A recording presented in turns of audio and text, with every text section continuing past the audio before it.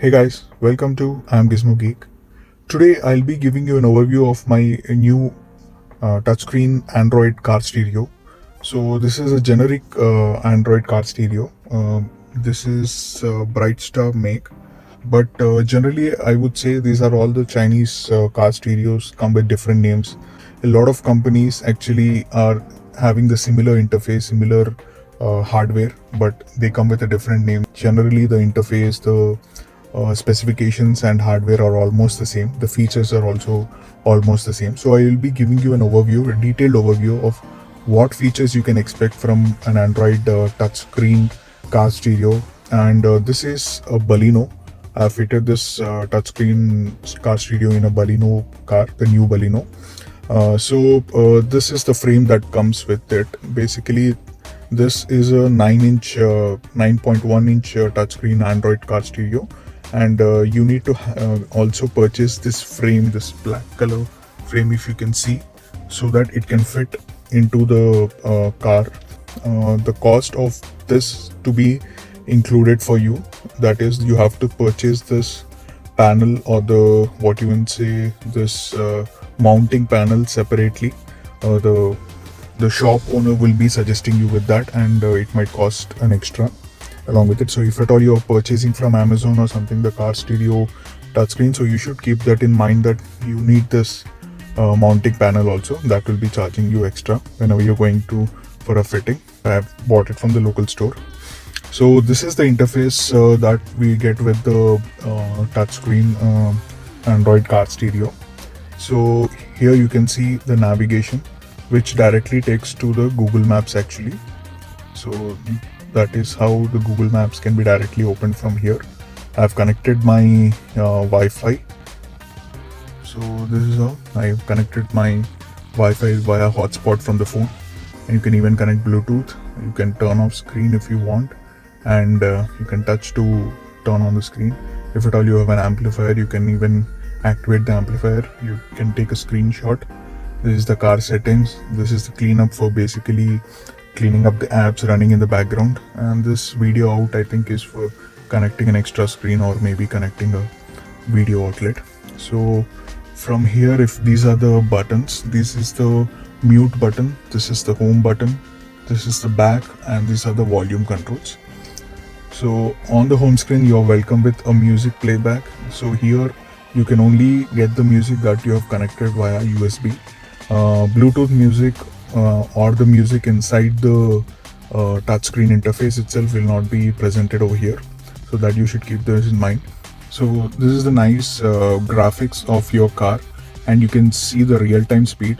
So this comes with the car touchscreen comes with a GPS installed, so that GPS identifies your speed and it will give the kilometer per hour over here when you're driving.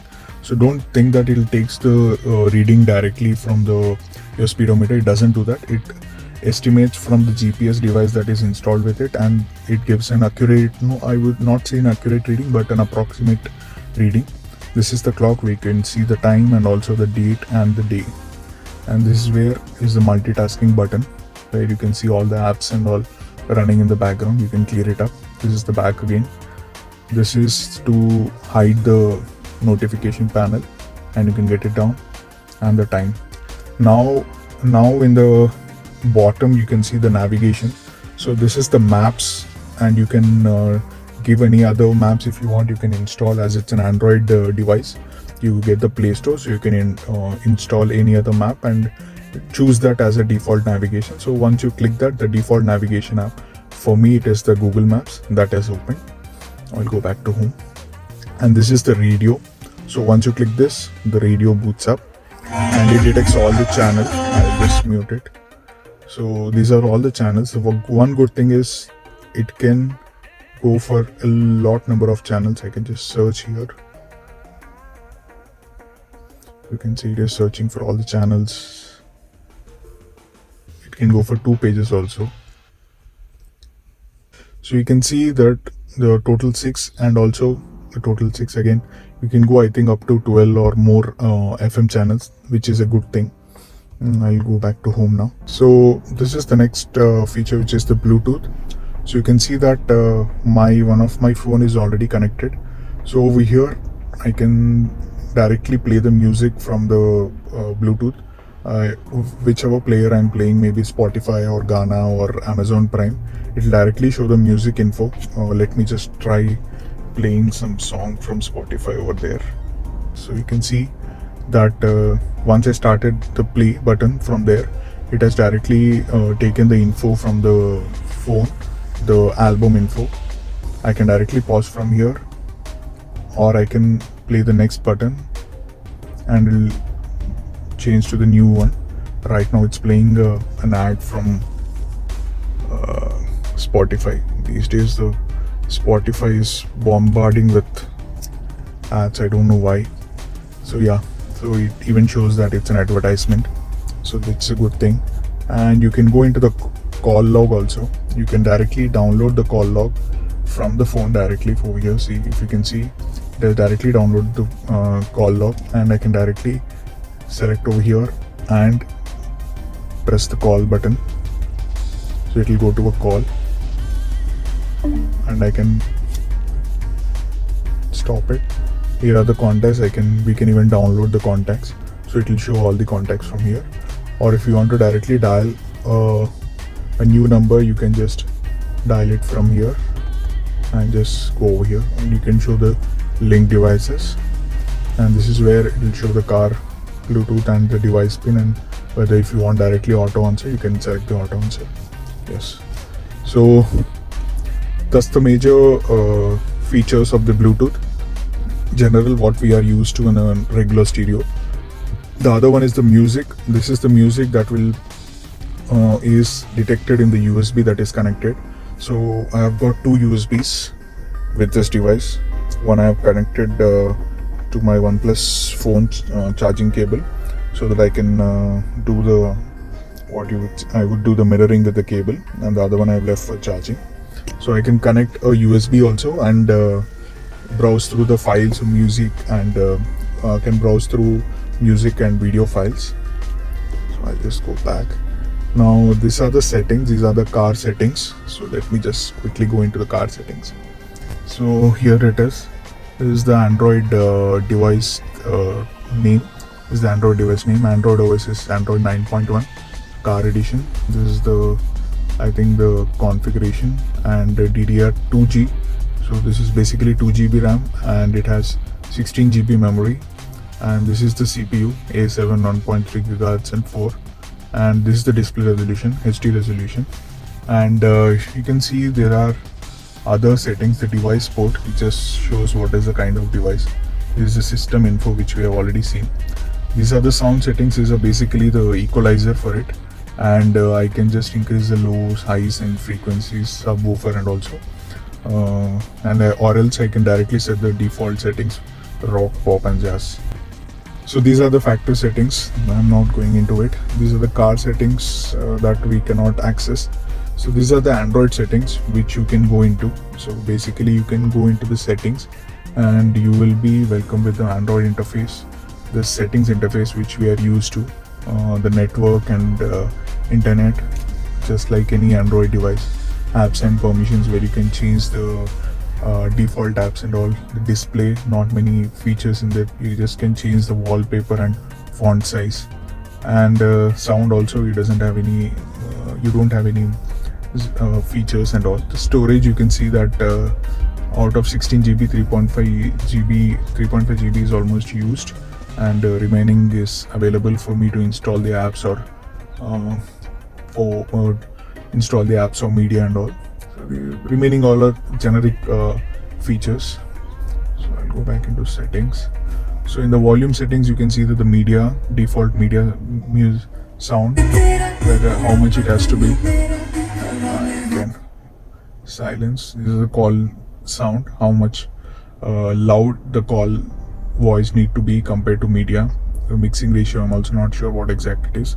And the default volume is basically what should be the volume once you start the device. Brightness, to increase and decrease the brightness, as it says. Navigation is basically what is the navigation app, as I said, default navigation app. GPS detection, you can just reset the GPS detection. Steering learn is where you can basically, I already have steering controls. I have steering mounted controls. This I can use for different buttons, like volume plus I have already given for volume. If at all you want to custom control your device with this, you can use all this functionality for different buttons you have. You just have to select the feature from there and long press the button over here, and it'll get activated for the button you have selected. So it's a very good feature, I like it. But only thing is there are limited functionalities which you can select for. It's not like you can open app or something. It's just the basic volume control, media control, and GPS, maybe radio and that kind of things. But it's good. So basically the logo settings are the logo that you can show during the boot up of the device. So right now it will show Android, so I can change it to my device.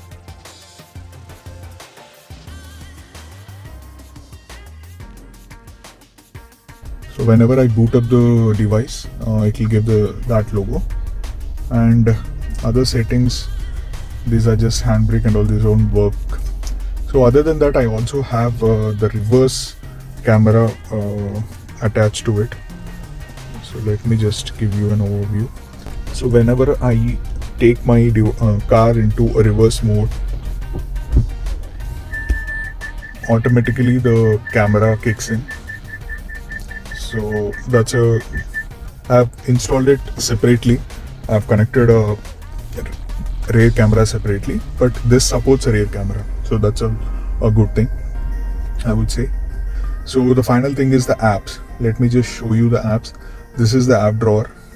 If at all you don't like this car launcher or this app drawer, you can always install other app drawers like Nova Launcher or anything, and you can customize as you want to.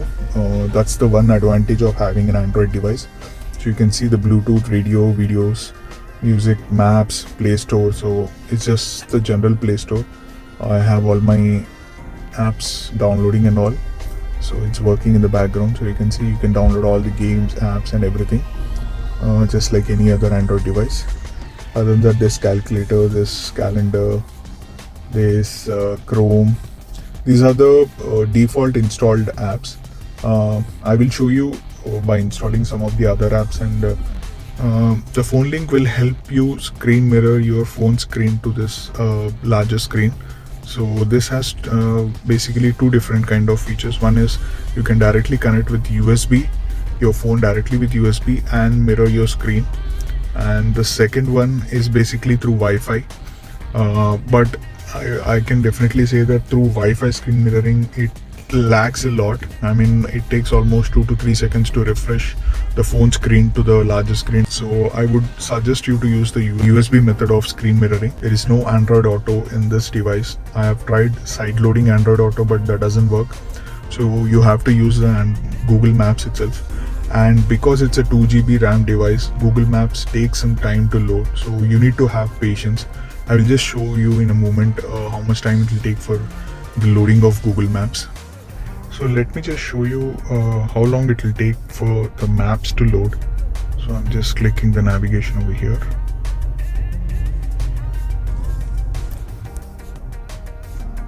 So you can see it takes time for the whole area to get loaded. Now then after that, I'll press on go. And I can select for work.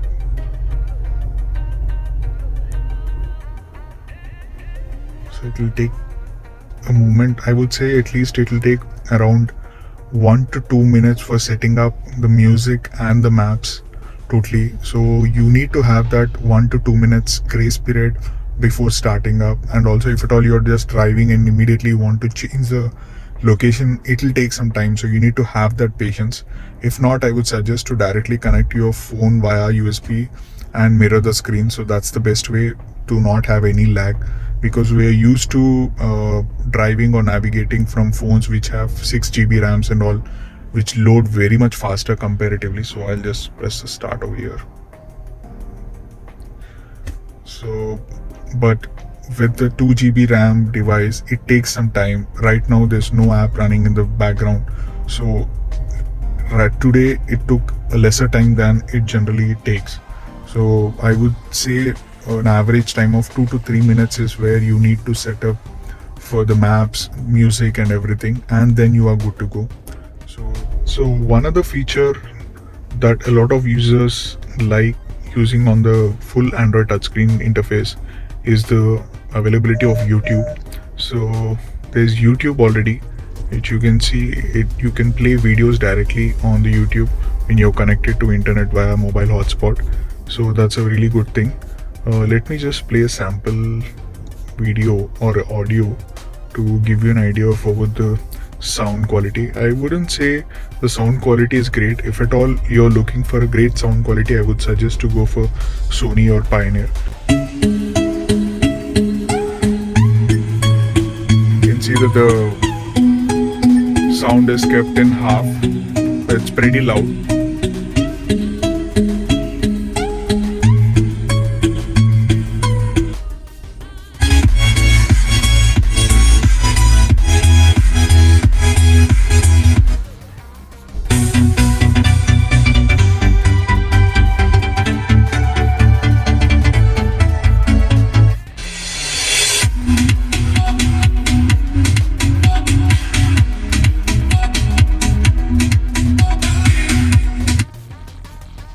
So that's it. I mean, there's a good feature that YouTube is also there. A lot of people would want to watch some videos when they are not driving. So you can play some videos, or maybe you can just play some YouTube music and continue your driving.